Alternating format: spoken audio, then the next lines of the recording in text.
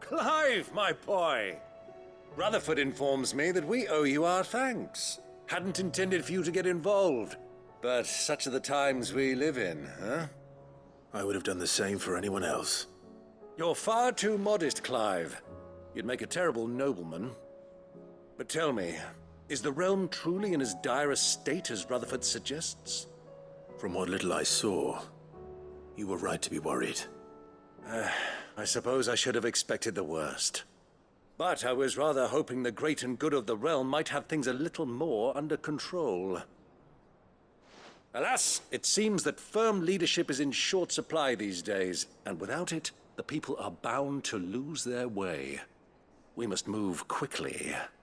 But where do we start? True, the challenges that face us are many. But in my estimation, there are two key areas to be addressed before any other. The realm's armies and her larders. As you've seen firsthand, it's every man and woman for themselves out there. Certain cities have banded together to try and maintain some semblance of order, yes, but such cases are few and far between. And yet, the only remedy for the chaos that faces us is unity. A unity that transcends even the borders laid down by our ancestors. In short, if Storm does not stand together, she will fall apart. But how would one even begin to unite the realm? The armies, my boy. As I told you already, we begin by restoring order among the ranks of those sworn to maintain it. Sadly, I doubt I could convince even the lowliest gaggle of privates to dig a latrine together. But I do know someone the High Commanders have been known to listen to on occasion. Field Marshal Eugen Havel. I thought he was retired. He was, until an Akashic army tore through Randalar and killed most of the rank and file. There is no man alive more capable. Literally. And as luck would have it, I've already spoken with him on the matter. Of course you have. And he's agreed to help. On one condition. That he first speaks with you personally. Havel has always been a man of frustratingly rigid principle, and he has certain qualms about clasping arms with, well, with an outlaw. I extolled your many virtues as best I could, of course, but the old goat was adamant that he be allowed to appraise you in person. You don't mind, do you, my boy? Of course not. As long as chaos reigns, we will never build a better world.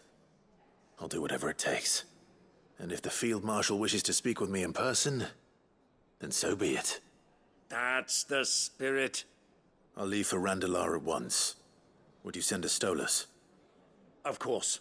Rutherford is already in the Dhalmekian capital. I'll have him tell Havel to expect you forthwith. Excellent. Thank you, Uncle. No.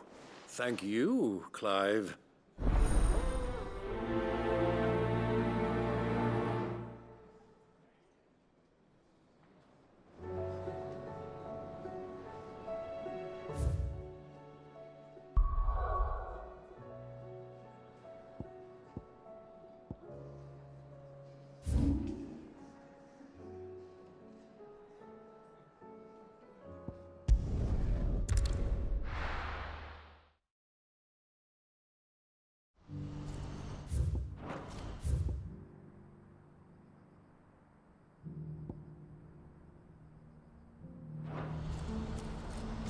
Do you see that too?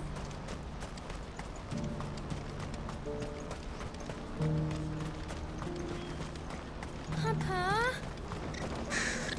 What is it? Oh, please. Just make it stop. I'm scared.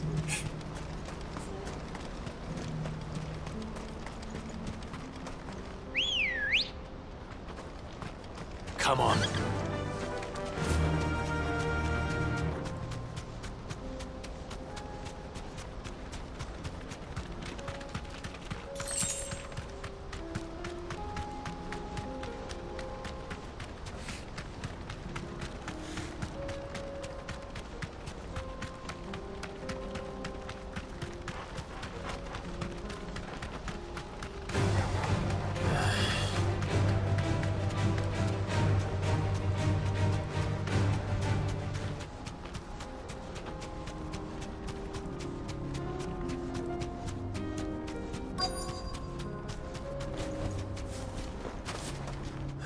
Rutherford, can it?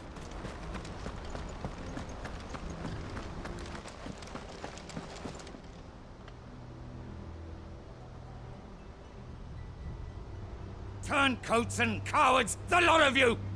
If it's a fight you want, it's a fight you shall have! Allow me. I don't need your... Please, Field Marshal. Oblige him. This won't take long. You're right. It won't. Men, finish him.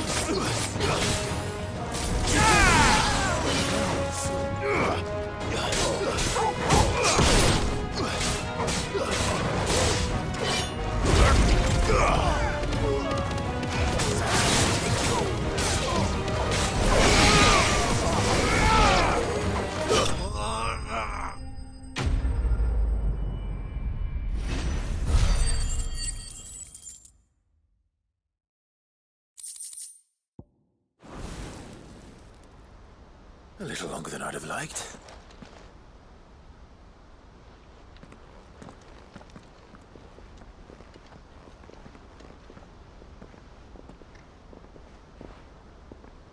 Field Marshal Havel, I presume.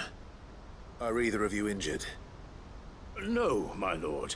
You arrived just as our escort turned on us. Fucking traitors! I'd heard reports of soldiers in the outlying regions abandoning the oaths they swore. But I hadn't thought the corruption had reached so close to the heart of the Republic. It's a fucking disgrace. Your interfering old bastard of an uncle tried to warn me, of course.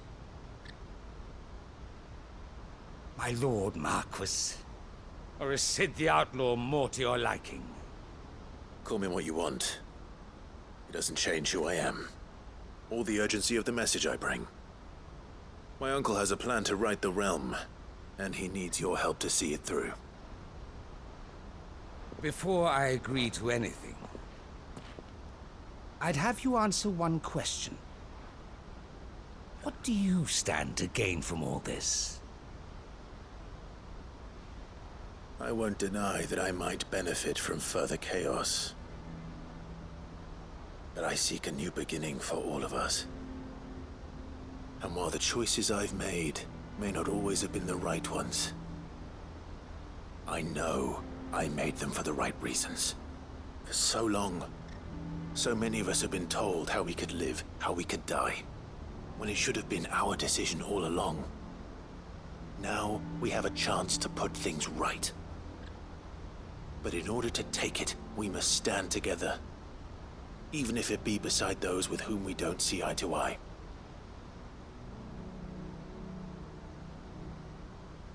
Certainly not the words I expected from an outlaw. But perhaps your uncle was right. You are no ordinary outlaw. I'll never hear the end of this. All right. I'll start by ordering my most trusted guard to bring the Dhalmekian fringes under control. Next, I'll make contact with my counterparts in the Imperial Army and see if I can't convince them to try and restore order in their own territory. Thank you, Field Marshal. But they are not the only ones we will need to convince. What do you mean? I don't doubt that I can bully some sense into a few generals, but those they answer to require a different kind of persuasion. And when it comes to honeyed words, well, we will need an envoy. One who can court even the most stubborn of statesmen. You, perhaps. I'm flattered. But I'm no diplomat either. And I have other problems to attend to. What we need is a skilled arbitrator. And I may know just the person. Is that so? And would he happen to be an outlaw too? Of a different kind, perhaps. Well, beggars can't be choosers. I suppose we'll all have to find a little of the outlaw in ourselves if we're to make it through this. Very well. Send your man to me right away. I shall.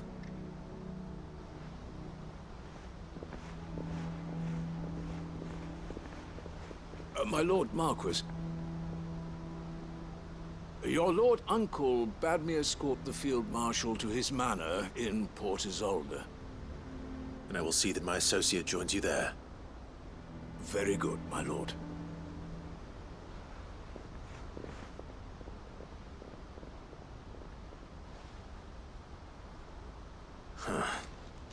An envoy. I'm not sure I'm the man to talk anyone round. I can barely convince my brother to take his medicine. No. This is a job for someone with experience.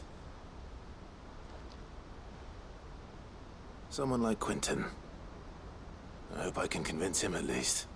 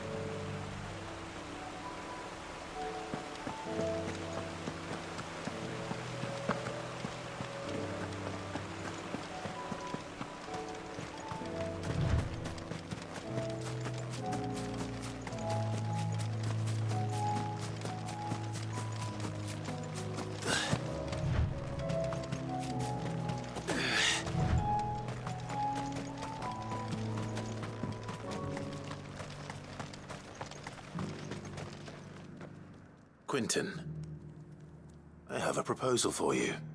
Do you now? Something tells me you'll be asking more of me than a cask of Gotand gold. Go on then. Propose.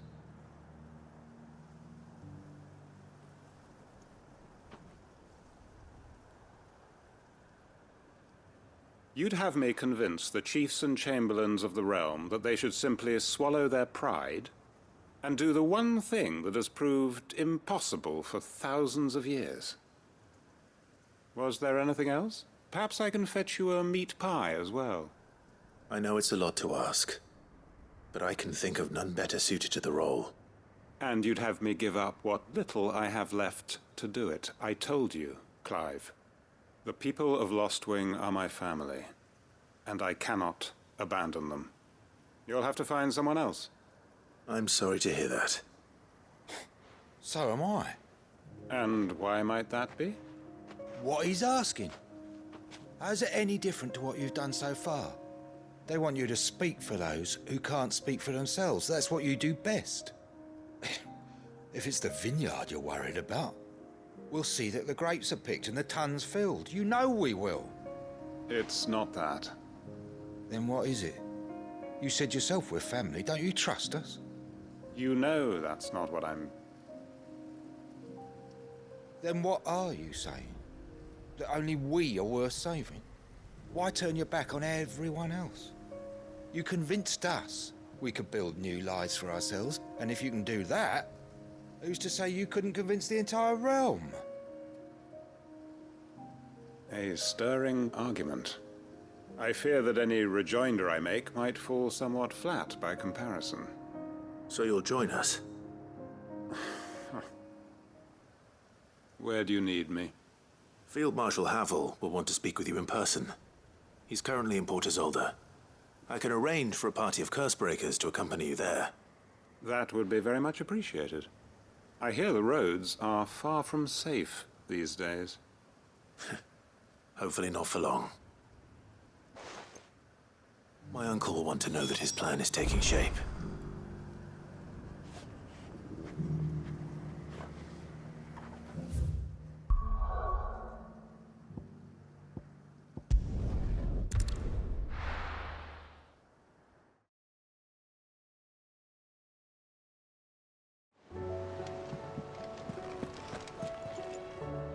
Uncle, I bring good news. The Field Marshal has agreed to your plan.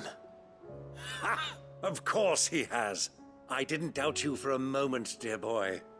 Rutherford is accompanying him back to your manor in Port Isolde as we speak. They will await your return there. As will one other. One other? Who, exactly? Lord Havel was concerned that even if he could get the realm's armies to agree to an accord, he might not be as successful in convincing those with political power. He asked if I might have a solution, and I suggested a certain Imperial Lord Magistrate turned Liberator. One of your co-conspirators? Master Quinton would probably call me one of his, but yes. Another outlaw, then. Just the thing we need to put these rotten politicos in their places. Good thinking, Clive. I'm glad you approve. The more the merrier, eh?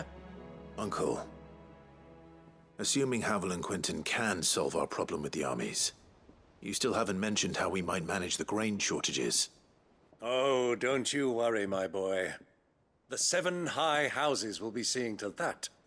They have all agreed to make the most generous of donations. Oh, of course, it did take a little persuasion, but luckily I had some unexpected help. From who? Why, you, my boy. Rumor has it that you rescued the Lady Ariane's head steward Rockford from a horde of bloodthirsty bandits. It was more of a handful. Well, the old battle axe was so pleased. She had a shipload of talents delivered to my private docks by the next new moon. And when the other houses saw the parsimonious old crone's purse strings finally loosen, they as good as tripped over themselves in the rush to follow suit. I'm happy to hear it. Now, I must be getting back to the manor. Join us there at your earliest convenience, would you? Of course, Uncle.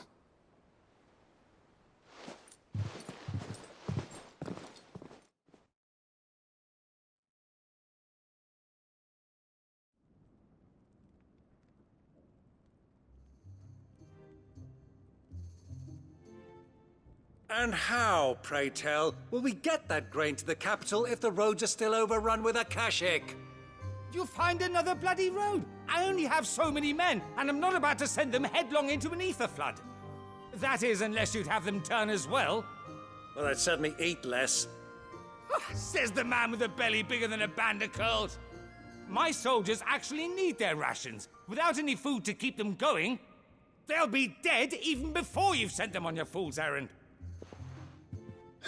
If I may, gentlemen, perhaps I might suggest an alternative approach. Though supply routes are indeed disrupted, there is no shortage of ships. Indeed, they bob away in every bay from here to Randalar, awaiting a safe haven. Allow them to make port and fill their bellies full of grain. And once those who crowd the cities are fed, ferry the displaced back to the countryside to work the fallow fields. But I'm sure that you wish to continue your discussion. Forgive the interruption. 2 such firm friends as yourselves need no help from the likes of me. Rutherford spoke fondly of the great bond between you. Us? Friends? I can't stand the man. Clive, I'm beginning to question the quality of the company you keep. And what kind of company were you expecting him to keep? The man's a criminal. Criminal? How dare you? You are not fit to breathe the same air as this fine, Upstanding young gentleman. Upstanding? He calls himself Sid the bloody outlaw! Once more onto the breach.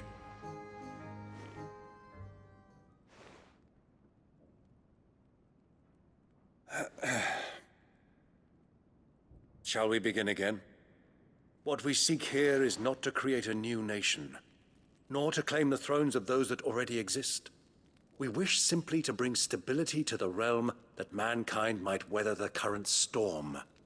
And to do that, we must convince those in power, the generals, the statesmen, the nobles, that our cause is just. There will be disagreements, yes, and I imagine some resistance, much resistance. But we cannot let that deter us. If we show them the path, show them that we walk it ourselves, then I am confident they will follow. The fate of the world lies in my nephew's hands, but the well-being of her people lies in ours. And we must not squander the chance that Clive has given us. Uncle Byron, Now, with that settled, let's move on to the signing of the accord. For what great moment in history hasn't been accompanied by a little ceremony?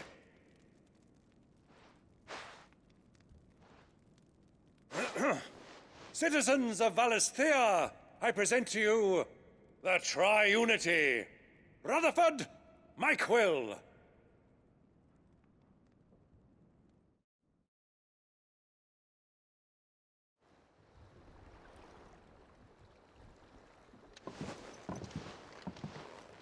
Well, my boy, the stage is set.